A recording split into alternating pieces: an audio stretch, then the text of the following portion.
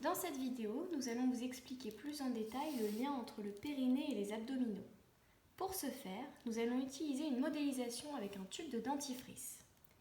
Lorsque j'appuie sur le tube de dentifrice, on voit bien que le dentifrice se répartit de part et d'autre de la zone de pression. De la même manière, dans le corps humain, la contraction brutale des abdominaux, en vert, et sans contraction préalable du périnée, ici en rouge, entraîne une répartition des pressions sur la paroi supérieure du caisson abdominal, le diaphragme, en bleu, et sur la partie inférieure de ce caisson, le périnée. Cette pression peut être délétère car le périnée n'est pas prêt à la recevoir. Elle peut être évitée. Sur ce schéma, le périnée est contracté.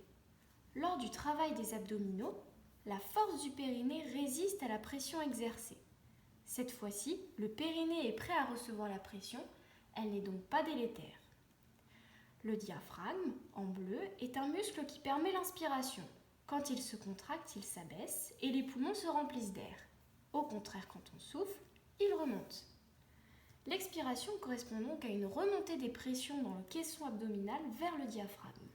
Si on reprend notre tube de dentifrice, pour rappel, le haut symbolisant le diaphragme et le bas le périnée, nous observons qu'en exerçant une pression progressive de bas en haut, comme lors de l'expiration, une remontée de la patte uniquement vers le haut et non vers le bas.